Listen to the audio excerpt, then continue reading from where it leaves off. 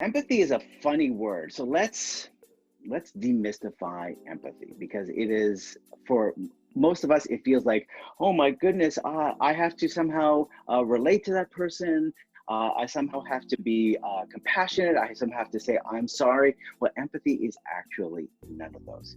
If listening for facts, paraphrasing is that skill of just listening for facts, empathy is listening for the emotion that you hear. What is the emotion that you hear from the other person? You don't have to share that emotion. It is simply to acknowledge that that person, they feel that way. And in business, we built it up so much because we have given people scripts that they have to say, such as, I am so sorry, but it sounds ingenuine. People have been using scripts for so long with the word I'm sorry that it's lost its meaning. So let me give you three examples of empathy. Because empathy in business could be number one, which is what I call cognitive empathy, which is just simply our thinking. So let's go back to our client who said times are tough. So if our salesperson had walked in and used empathy at that moment, build rapport, to build some trust, to connect with that person, they may not agree. Maybe times for their company are doing really well, so they can't really acknowledge that that's going on in their world. But the client is telling you it's times are tough in their world. So to simply acknowledge that and go, absolutely, client, it's I can hear that these are difficult times for you and your business. Is that correct? Is that right? And the client feels heard, and they start to lower their guard. They start to go, oh, this person is actually trying to connect with me.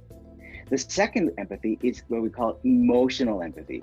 That's where you do put a little bit of emotion into it, where you actually maybe can understand or you can relate to what that person is.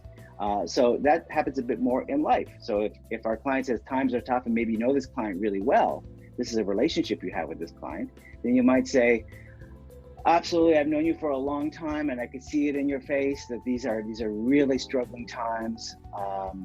This is not easy. We're struggling here as well, so I could totally relate.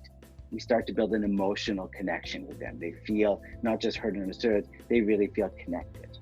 And the third one is when you really are connected to that person, which we call compassionate empathy. So first one, cognitive, thinking about it, I acknowledge the emotion. Second one, emotional, I connect, I share that emotion.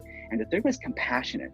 And compassion is, think of, you see a little kitten in a box and you just go, ah.